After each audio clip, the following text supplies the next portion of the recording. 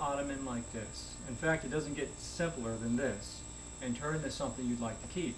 It could have been around your house for years and you think it's ugly now, or someone gave it to you and you still think it's ugly, or it was a throwback at a curve and you think it has potential, which it does. This particular piece is a client of ours out of Potomac, Maryland. She covered this herself and she gave it to us to do a professional job to it. As you can see, it's more like an envelope than anything else. And she understands that it could be a lot better, but she didn't know how to do it. So for those who don't, we're just going to show you how to turn this into a professional piece. With ottomans, or any reupholstery rather, you always start from the last piece that was put on, or the last part, which would be the dust cover. And that's what this is here. It's made out of cardboard. That's not traditional. We think she just was trying to cover up the plywood here. And we're going to take this off. We're going to take the legs off, and then we're going to take the staplers out.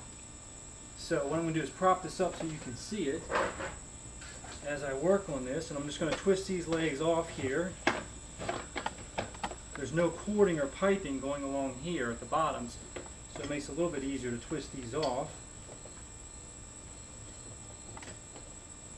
I'm not going to show you everything because I think you understand how to take these off once you get started, obviously.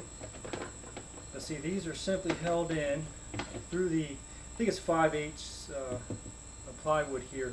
These are held in what's called a T-nut, and a simple screw, or a bolt rather, coming out of the leg there. So we're going to take these off, and then I'm going to take my staple remover and what I call these nips here, and we're going to simply go underneath the staple and pull those out. And then as I proceed to take this off, throw it in the trash, we're going to take the staples out that she did to hold on her fabric, and then she went over top of the original upholstery. So we got 2 layers here to take off. So what I'm going to do now, I'm going to take off these legs, take off her dust cover, take off her cover, and then we're going to see the original upholstery. So I'll see you when I... Okay, so we've taken all the legs off. We took off her dust cover, or the cardboard, and we took off her top cover. And now this is what the original upholsterer wanted here. If you wanted to copy this, that's great. You can use this as a pattern. Just be careful taking it apart and taking it off the plywood, and then using this as a pattern. You would take this out, apart rather, the welt or piping or cording, some people call it all three, and you can use this lay on the table and just cut it out and then sew it together with the fabric you want, obviously. Now, since I'm mentioning cording, I'm going to cover that right now. We have this type of cording here, which is a paper cording, or welt, whatever, but the size here is 5/32, and this is for upholstery. It's the same size pretty much as the original upholstery used right there. There's another type of cording out there which is called a mop cording, and the reason is it looks like a mop. Well, the old mops at least. It looks like one of the strings off the old mop. In fact, I think it is. And this is 100% cotton, but this is generally used for slipcovers, which we will have videos on how to do slipcovers for parsonage chairs, club chairs, and we might even do a sofa. So that would be a nice video to watch in the future. But we wouldn't use this type of cording. So if you come across this in a supply store, like a fabric store, stay away from this. Go for this one here. There's multiple choices in cording. Some of them are plastic and such. I don't like working with the plastic. It has a mind of its own. This is at least a little bit more pliable. But you would not use this in slipcovers. So, now we have to take this off, the original upholsterer's job.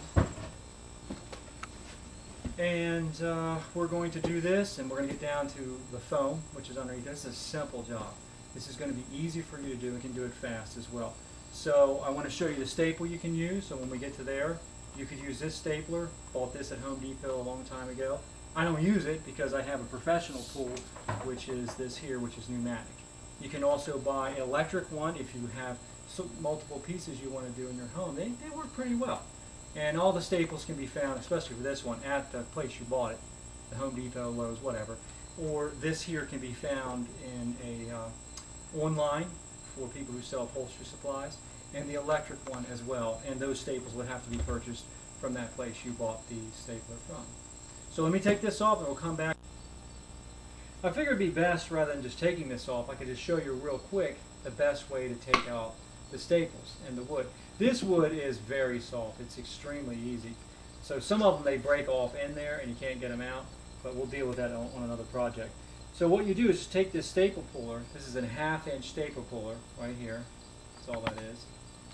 And you simply put it, obviously, in front of the staple like this, kind of digging down, but don't tear the wood up.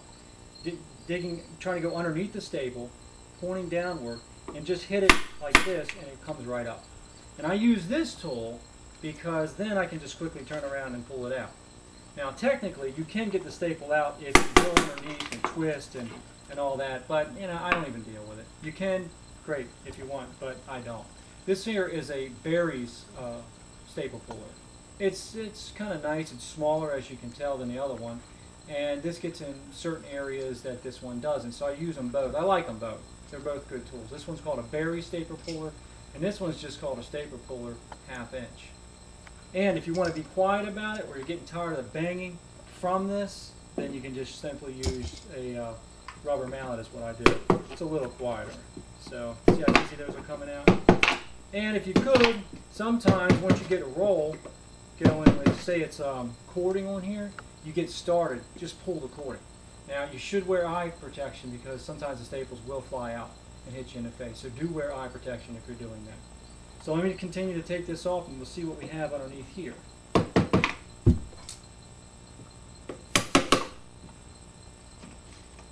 Another idea is take a magnet. This is what I do. Holds all my staples. And obviously I throw them on the magnet there. And it's a quick pickup as well. I'll show you something real quick. Here's a complete bag of staples, full of staples, and I have 2 of these that I haven't been collecting too long. I just started doing this recently. Nothing but staples, no tacks, nothing. And the reason why I got started in doing this is I don't want this in a landfill. So if I can, there is a recycler not too far from here. I'm going to give it to them and have them recycle this. I think that's my personal opinion. I think it's disgusting that it ends up in the earth. I mean, of course, it will rust and break down, but if birds are eating this stuff, so any little bit I can do, I'm keeping it out of the landfill if I can help it. So now let's go ahead and take this off. I have this propped up so you can see it better.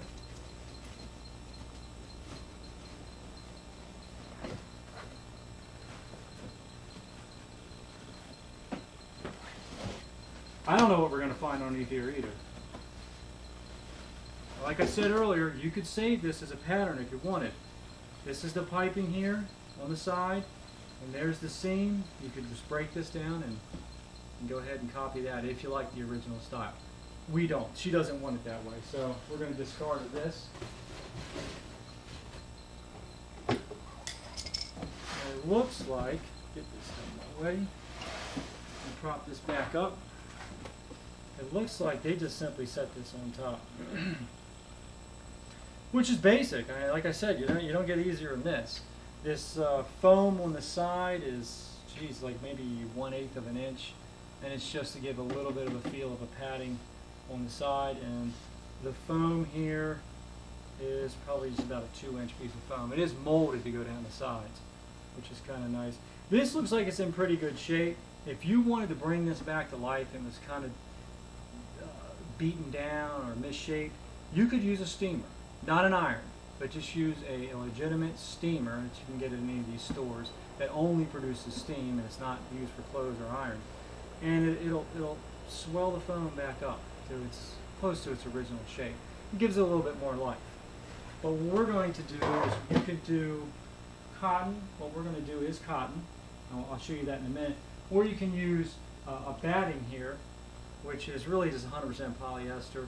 And you can get this at a fabric store that sells some upholstery pieces or supplies, I should say. And you don't need much of a piece. Just obviously measure it. Tell them, I just need a yard. They might sell it by the yard or something. Ours comes in 54-inch wide for sofas and chairs and such. So you can get this. This is polyester batting, and this is a 1/4 inch thick. It's just to replenish it a little bit. But instead, we're going to use this cotton here. This is natural cotton. It's not a synthetic. Synthetic is fine. There's nothing wrong with it. To use it, rather, some people like it better. It doesn't pill quite as much as the original cotton does, but or authentic cotton.